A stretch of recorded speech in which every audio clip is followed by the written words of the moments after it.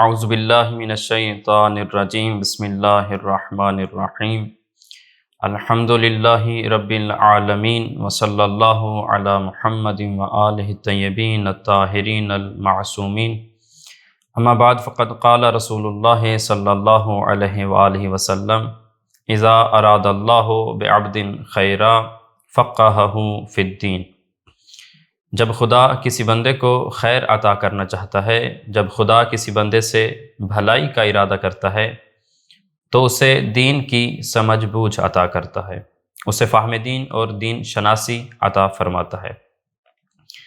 لہٰذا آج گویا جو شخص جس قدر دین شناس ہے، اس کے پاس جس قدر فہم دین ہے، گویا اس کے پاس اتنی ہی خدا کی طرف سے خیر ہے۔ اب ایک طرف فہم دین کی اہمیت کا یہ عالم، تو دوسری طرف جب ہم عملی دنیا میں مشاہدہ کرتے ہیں تو ہر کسی کے لیے فہم دین کی خاطر، دین شناسی کی خاطر دینی مراکز، مدارس، حوزہ جات میں آنا بھی ممکن نہیں ہے۔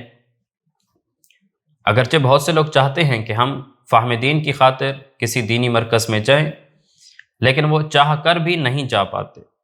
بہت سی مجبوریاں ہو سکتی ہیں، کسی کی جاب کا ایشو ہے، کسی کے بزنس کا مسئلہ ہے، کوئی کالج یونیورسٹی کا اسٹوڈنٹ ہے، کوئی ڈرائیور ہے، کوئی مزدور ہے، یا کسی کی ایج ہی اتنی ہو چکی ہے، مثلا 40، 50، 60 سال،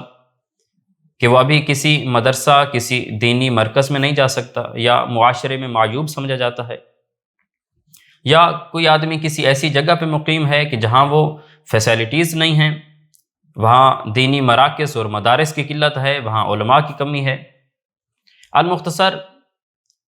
بہت سے لوگ چاہ کر بھی،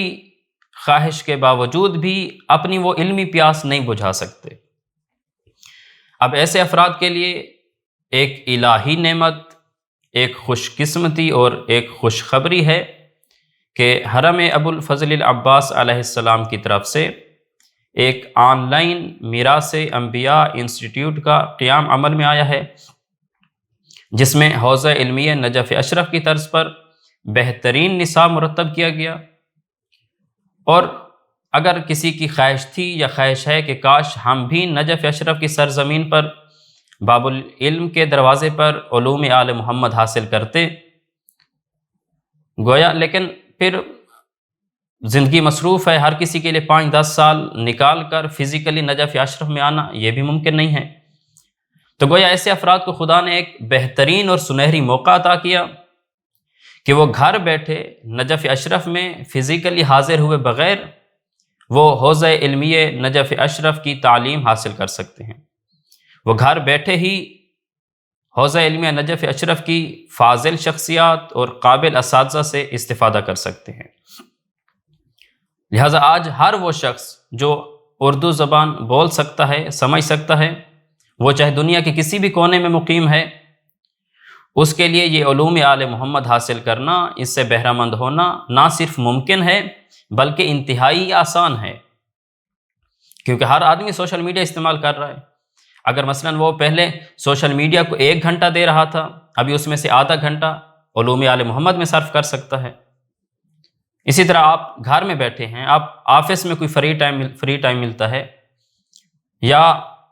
آپ سفر کر رہے ہیں، آپ واک کر رہے ہیں، آپ یہ دروس سن سکتے ہیں، اس سے استفادہ کر سکتے ہیں۔ آپ کالج یونیورسٹی کے اسٹوڈنٹ ہیں، آپ وہاں پر کوئی لیکچر، کوئی پیریڈ مس ہوتا ہے،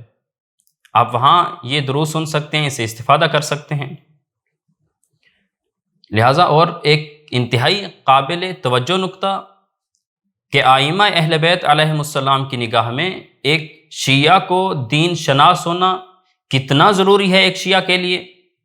ائمہ اہل بیت کی نگاہ میں اس کا اندازہ آپ امام صادق علیہ السلام کی اس حدیث مبارک سے لگا سکتے ہیں، جس میں آپ علیہ السلام نے ارشاد فرمایا، لَوَدَدْتُ أَنَّ أَصْحَابِي ضُرِبَتْ رُؤُوسُهُمْ بِالسَّيَّاتِ حَتَّى يَتَفَقَّهُوا۔ فرمایا میں صادق آل محمد چاہتا ہوں کہ میرے شیعوں کے سروں پر اس وقت تک کوڑے برسائے جائیں جب تک کہ وہ دین شناس نہ بن جائیں۔ ان کے سروں پر اس وقت تک کوڑے مارے جائیں جب تک وہ فہم دین حاصل نہ کر لیں۔ آپ اندازہ لگا سکتے ہیں کہ اہل بیت کی نگاہ میں ایک مومن کے لیے، ایک شیعہ کے لیے کس قدر ضروری ہے کہ وہ دین شناسی حاصل کرے، وہ دین شناس بنے۔ لہٰذا یہ ایک گولڈن چانس ہے، ایک بہترین سنہری موقع ہے۔ آپ خود بھی اس پلیٹ فارم سے منسلک ہوں، اپنے اہل و عیال، اپنے دوست احباب، اپنے رشتہ داروں کو بھی دعوت دیں، تاکہ جہاں ہم خود ان علوم آل محمد سے مزین ہوں، وہاں باقی مومنین و مومنات بھی ان علوم آل محمد سے آراستہ ہوں۔